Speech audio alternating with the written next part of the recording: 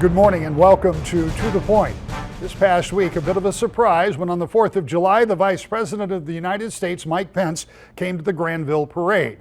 We had been hearing rumors, but it wasn't advised in the normal way. Some people said, why did he come? So I asked him during the parade, why in Granville? But a lot of it may be strategic too, remembering how important Michigan was to their electoral victory. Why did you pick Granville for the 4th of July, and will health care get done this summer? Well, Karen and I are just excited to be back in Michigan, and to see the patriotism on display here is truly inspiring. We just so enjoy the 4th of July, but to see the outpouring of pride in our nation that's evidence on the streets of Granville today is just a joy for our family to be a small part of it.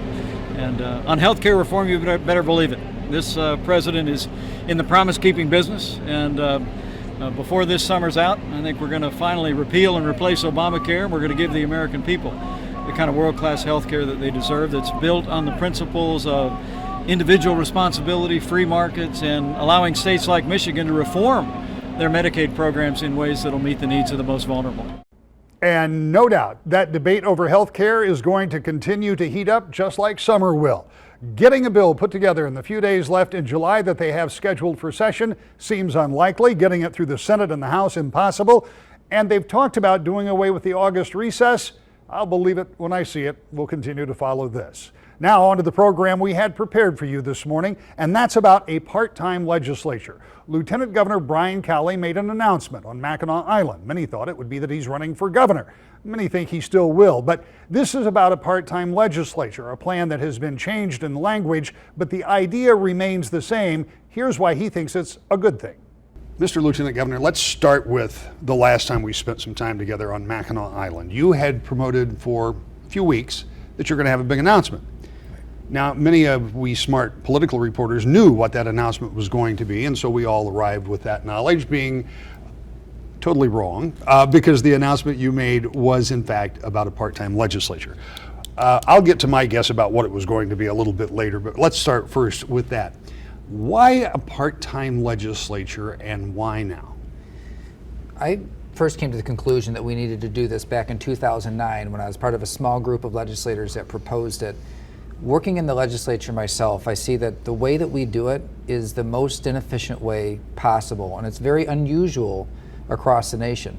41 other states have part-time legislature systems. That means that they have certain periods of time each year that the lawmaking happens, and then the rest of the time people are just back there living in the real world. And so you save money. I think you get better laws because people making the laws are out there living in the real world under the laws that they make. But then you also have a system that's kind of decentralized. In other words, lobbying and special interest influence goes way down because you're not gathering all the decision makers into one place all year round. To the extent somebody wants to lobby, well, they got to go to the community and see that representative or senator in their community. And I think the context of the community will be a very powerful thing. So it decentralizes that special interest power, and I think at the end of the day it'll give us a better government. Well, let me play devil's advocate on some of these points, starting with going back and living in the real world. And I've heard your explanation, but it still seems to me that most people in most jobs will be hard pressed to take off the first quarter to go serve in Lansing and then go back to just a regular job. There may be some, but if you're not your own boss, if you're not self-employed, who realistically can do that? Who can take off the first quarter? Well, as a practical matter, we're not creating anything new here. This is the way most states do it across the country. So I've talked to a lot of employers and just asked, if you had an employee that was going to run, would you work with them on a schedule like this? And most have said yes, even if they said, it would be kind of hard, but yeah, we'd work with them. But we also, two of our three largest industries in Michigan, agriculture and tourism, big aspects of those two businesses could potentially work well with this type of a system. But at the end of the day, I think it's no matter what group of people that is, we know it's bigger than those that can completely terminate their career for a period of 2 to 6 years and then start over afterwards. I've done a lot of recruiting for state rep offices during my time. I was the House Republican campaign chair. And the thing that I heard more often than anything else when we were talking to candidates interested in running was, I can't just totally walk away from my career and then start over in a couple years. So that's a very narrow group of people. So the answer to your question is, however many can serve in a part-time system, it's way more than can serve in a system that makes you abandon your career and start over later. You are going to decentralize the lobbying system, I'll concede you that point, and somehow by which make lobbyists less important, which I would question, because it occurs to me that since the advent of term limits, lobbyists have had a whole lot more to say to legislators, and it seems like a part-time legislature would be even more susceptible to trying to get up to speed quickly because they haven't been there dealing with those issues. You know, it's actually, the whole process is not as complicated as the politicians make it out to be. You know, this notion that it takes 6 years to get up to speed on things. It's not that you get less experience, you get a different type of experience that gets brought to the table when you have a part-time system. So I'll take experience in building things back in the community, really the type of people that have things ongoing in their community and still an active, engaged part of it over somebody whose full-time job is just the Lansing system. And so when it comes to that decentralization of power, it's more than just making lobbying harder. And by the way, if this were to if this type of a change were good for the power brokers that currently exist, why do they all oppose it? And they all oppose it. The reason they do is because they know their power slips away. They know this is the sort of thing that really puts in place true citizen legislators that are back making a living still, for the most part, back in their communities and serving only for a time in the system. So that just makes it harder. If your whole livelihood isn't just getting elected, then the influence that the power brokers have over you is significantly diminished. In some states where there are part-time legislatures, and I've covered them, it isn't, well, in most, I would point out, it isn't as cut and dried as you go January, February, March, which I think was your suggestion, and you legislate, because things arise, things have to happen. For example, in the case of a budget, presumably you'd have the budget done by the end of March. Well, people would say that's probably not a terrible idea, but what if there is some other piece of legislation, for example, that is passed, the legislature goes home, the governor vetoes it, and the legislature is not there to attempt an override? So ultimately, the entire lawmaking process, instead of taking 90 days and spreading it over the entire year, you have a 90-day sitting, and you get you get the important work done, and then you go back home. Well, if you have a piece of legislation that you're going to pass without an agreement for it to be signed, the only difference is you got to make sure you pass it 14 days before the end of the term. That's not that big of a challenge. I mean, most legislation, though, it doesn't get passed without an agreement with all the stools of the chair and agreeing to it. But if they decided that they wanted the legislature wanted to pass something that the governor was likely to veto, they would simply need to make sure that they passed it, say 15 days before the end of the term. They'd still have time to override that veto. What about the other aspects of coming back? I mean, things happen. Sure. And in Texas, people love to talk about Texas. Oh, they only meet once every 2 years. That's nonsense. They meet every year, and they meet multiple times a year. It's a big state. They have a lot of things they deal with. On paper, it says they meet once every 2 years. But, I mean, there is a bit of fluid nature about politics, even in those other states, that will bring legislators back on a pretty frequent basis. So in this proposal, there's 90 days that is preset when the majority of the legislating happens. In the event that there is some sort of emergency that really needs to be dealt with outside of that, then the governor has the discretion to call a special session to be dealt with. That's in this proposal, and that's what is utilized in other states. So something comes up, it's got to be something important. It's got to be something that really is an urgent matter, or else if it wasn't urgent, why not wait till the next session comes up? So this proposal makes allowance for that. Similar language to what they use in Texas, for example, with respect to when the legislature gets called back to deal with circumstances that may or may not arise later on. What does this do to pay? Because this is an interesting concept and an interesting scale on which you put it. So what we're proposing to do with this is to simply take the average teacher salary in Michigan and use that as the basis of pay for legislators.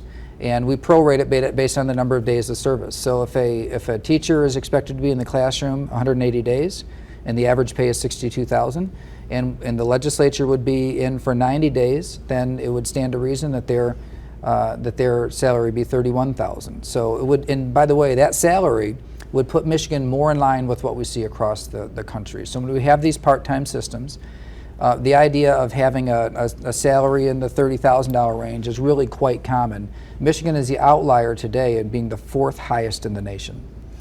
The idea that you're going to have this legislative session in a 90-day period of time, you're going to pass the laws, whatever regulations, anything you need done.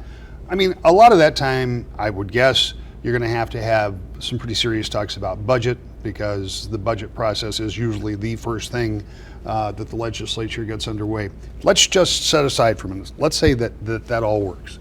Now, it is April 1st, and I go back to my regular job. And Joe taxpayer has a problem, and he wants to talk to his legislator. I, as his legislator, would like to talk to him. However, my boss that just gave me 3 months off thinks it's time for me to get back to work. Do you think you get the same kind of responsive representation one would assume that we're getting now, hopefully, with a full-time legislature, if you're only part-time? Well, the only thing that's in the constitutional proposal is the legislators' salaries. The other aspects of the budget are all up to the annual budget process. So I would expect that the legislature would still maintain their offices that handle those constituent services today. There'd also be some professional staff that would remain in place as well. So as a practical matter, the majority of the incoming constituent services requests come into the office. They have email accounts, they have office numbers, and they have staff members there that handle those things. We do at the governor's office as well. So I don't expect that there'd be any major change in that, but that's a relatively small piece of the overall operation.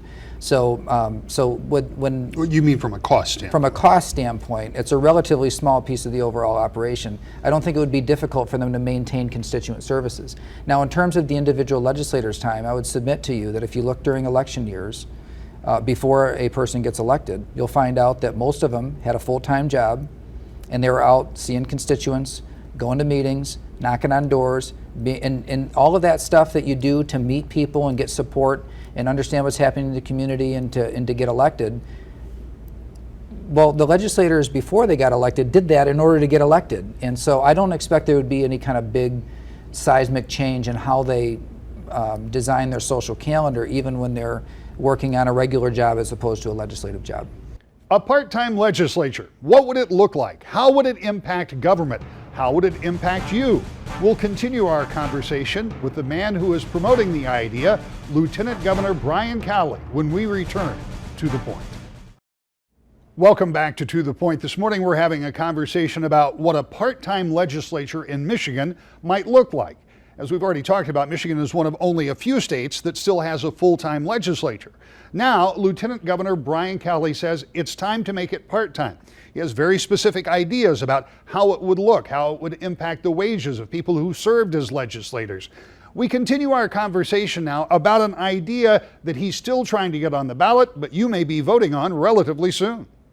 Over the course of years, I've covered a number of state legislatures, and they have all been part-time, with the exception of the state of Michigan. As you accurately point out, we are unusual in that end. And in each one of those cases, I was going through my mind today, the number of names that stick out are relatively few. Because when I was covering state government in those other places, I was always talking to the governor. The administration ends up being, at least as a touch point for reporters and others, a more omnipresent feature. So I remember the names of all the governors, and I can tell you the names of a whole lot of people that have served in the Michigan legislature because I've dealt with them so much. But in those part-time legislatures, it seems to me that the executive ends up with an upper hand. You've served both sides. I know you disagree, but tell me why.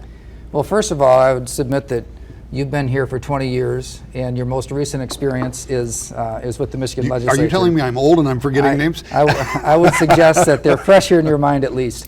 But from a standpoint of the balance of powers, which really gets to the heart of the question, is the executive branch has to operate inside the laws that are made by the legislative branch. That does not change under this proposal. They still have to operate inside the laws that are passed by the legislature. To the extent that you have an executive branch that gets outside of that context, well, it's not the legislature that is the check on that, or the check on that power. It's the judiciary, and to the extent that the legislature is restrained in their legislative activities, I would also submit to you that the executive branch drives a lot of the legislative activity.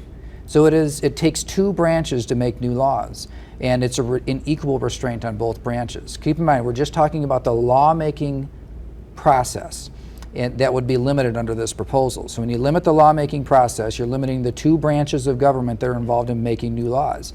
When it comes to implementation of those laws, well, that's an executive branch function. And to the extent that they get outside of what they're supposed to do, then the judiciary is the one who holds them in check. So that's the policy. What is the procedure? The language for this proposed amendment has been written, but it hasn't been signed off by the Board of Canvassers as of yet. It doesn't have to be, as I understand it. So you can go ahead and collect signatures. You've got limited amount of time to get a whole bunch of signatures. You're already working on that. Do you go back to the Board of Canvassers and try again on the language, or you just No, we're done with the Board of Canvassers. I mean, that process was overly politicized, and we found the chair of the board had a pretty serious conflict of interest when it came to the approval of the language, opposed the proposal, or somebody who was contracted with opposes the proposal. So we looked at it as though that was not that wasn't really a viable entity to seek approval from, and it was optional, as you mentioned anyway. So we know that there's strong support across the state on this. This is something across the board as well, not just Republicans, but independents and Democrats. The feedback that we're getting is incredibly strong. We literally have thousands of people out there circulating petitions right now. And so when you see that type of grassroots effort happening, I'm very, very confident that this is something that not only is good for our state, but the people of our state know it and demand it. Have term limits been good for the state? Well, I could give you examples of some of the best legislatures and some that were not the best of legislatures under term limits. I would submit to you that in 2011 and 12, and then kind of by extension from that, 13 and 14, I would put that legislature up against any legislature in modern history. So from a term limit standpoint, I don't think that that's the big difference between effective and not effective. It's easy shorthand. Somebody doesn't like the way that decisions are made in the process. They say, well, it's because there's term limits. Well, people complained about our government before term limits. That's why we have term limits. So, while philosophically I can understand the idea of being against term limits because elections are kind of the ultimate term limits, but at the end of the day, I think that's held up as being the problem, and evidence would suggest that we had a legislature that couldn't even get a budget passed in 2007 and 2009. And then we had one of the best legislatures that I'd put up against any in the history of Michigan in 2011, 12, 13, 14. And I think the argument, the question is, and it may or may not be legitimate depending on your mindset, but part of the question is the institutional memory. And 14 years is a relatively long time. And one of the arguments, one of the reasons that term limits passed as it did, is because you'd had the same people that were chairman of the same committees since the time people graduated from high school, and they were now well into their career. And I understand the argument with that. I mean, they've done some things in Washington, for example, to limit those 10 years of chairman and that type of thing. But I guess my question is not, because I would certainly agree, there have been a lot of really good people that we would have never seen in public service had it not been for term limits. On the other hand, there is an occasion of reinventing the wheel sometimes that's already been invented, it seems like. I mean, there is the relearning process. There is a relearning process, but there's also at the same time fresh eyes and a fresh approach. There were a lot of things that people thought were impossible that happened over the course of the last 6 or 7 years. And I would dare say that the old timers before in the process that have been in, that you had mentioned that had held these chairmanships forever, would have just kind of accepted the status quo as the way it has to be. And so you had new and fresh people came in and said, no, it doesn't have to be that. Why does it have to be that way? And questioning more things. So I understand that you have to have a balance. You have some people that have been around longer and some people that are new and have a fresh set of eyes in something. But there's but our system kind of does have that balance. Because if you were to look in the Senate, save for I think 2 members, they all came from the House.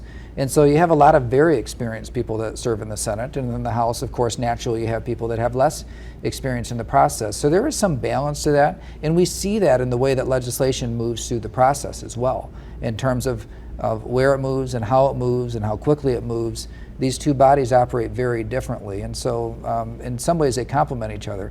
At the end of the day, I looked at it like, it's interesting to debate term limits, but I don't think that term limits is the thing that it's made out to be so often, as though it's the thing that is really in the way of progress, because frankly, Speaker Jace Bolger, for example, busted that mold, and the leadership team that he had put together was just so effective that he proved that you can just have really smart, bright, talented people that have built things out there in the real world and then brought that to government and were very effective, and were effective straight away. If your proposal makes it onto the ballot, are you in any way concerned that, not for the reasons that you've outlined on this show, but because of the angst that is so prevalent in the voting populace, people are mad at government a lot of the time. They were when term limits were voted in. That people will say, yeah, just get them out of Lansing. There'll be less trouble. Make them part-time, without taking into account the things that you think would actually be positive. Well, there's a lot of different reasons why people support part-time legislatures, why the support is so broad and across the political spectrum. So I don't expect that there would be any one set of arguments that works for everybody. There would certainly be people that say, listen, I don't like this system, give them less time, and that would be better just on its face. But I happen to agree that a system that is restrained is a better system. It's not that I'm mad at the system, it's just a matter of we have one now that politics and procrastination and posturing, well, that can just happen around the calendar, and then you get really crowded sessions before the 2 big breaks or before lame duck, and you have a tremendous amount of activity in a very short period of time. So we know that this system can produce, and can produce a lot in a short period of time. But what I'm concerned about is the amount of procrastination that happens when things wait longer than they have to get done, because, well, they can. You have a year-round process, and there's really no consequence to things hanging out there longer. So from that standpoint, yeah, are people going to be mad? But are some people just mad at the system, and this would be making a statement? I suspect there's some of that out there. But ultimately, I have a lot of respect for the voters of the state, and I think that they really look at this as an opportunity to make a system that is more efficient, a system that procrastinates less. There are still a lot of questions. Will the ballot initiative actually get on the ballot? And if it does, how would it really impact government? Those are all things we'll continue to examine, and we'll be back in just a couple of minutes with more To the Point.